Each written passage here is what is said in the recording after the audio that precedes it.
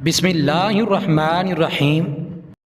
مرد کی پسلی سے عورت کو بنا کے اللہ تعالیٰ نے مرد کو اپنی اس حکمت کا اشارہ دیا کہ میں نے عورت کی تخلیق فرشتوں کی لائی ہوئی مٹی سے نہیں کی، میں نے اسے تمہارے جسم کے حصے سے اس لیے نکالا کہ عورت کا تقدس اور پردہ قائم رہے، فرشتوں کو بھی خبر نہ ہونے پائے کہ زمین کی لائی ہوئی کس مٹی سے عورت کی تخلیق ہوئی، یعنی عورت کے تقدس کی حد تو دیکھیں کہ فرشتوں سے بھی اس کی بناوٹ کا پردہ لازمی قرار دیا گیا، اور پہلی عورت اسی مرد کی پسلی سے نکلی جس کی وہ منکوحہ کہلائی۔ اب بات آئی پسلی کی کہ عورت پسلی سے ہی کیوں نکلی؟ کیا ٹیڑھا پن وہاں سے ملا؟ نہیں، یہاں بھی حکمت سے خالی بات نہیں۔ انسانی جسم میں دل اور بہت سے نازک پارٹس پسلی کے پیچھے چھپے ہوئے ہیں، یعنی پسلی ایک ڈھال ہے ان نازک پارٹس کے لیے۔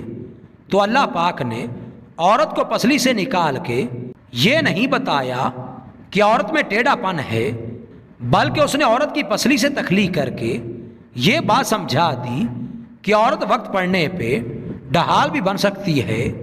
عورت کو بائیں پسلی سے نکال کر یہ بھی ثابت کر دیا کہ عورت ڈھال بن سکتی ہے تو مرد کے دل پر راج بھی کر سکتی ہے۔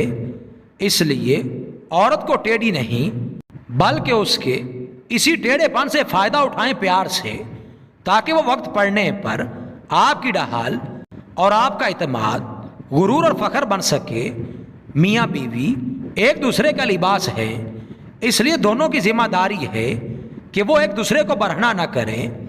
مرد حضرات سے گزارش ہے کہ عورتوں کی عزت کریں، چاہے وہ آپ کی بہن ہو، بیٹی ہو، ماں ہو یا آپ کی بیوی ہو، اور دوسروں کی بھی بہن بیٹیوں کی عزت کریں۔ اپنی سوچ اور اپنے ظرف کو اعلیٰ رکھیں، اچھا سوچیں گے تو ہی زندگی پرسکون گزرے گی۔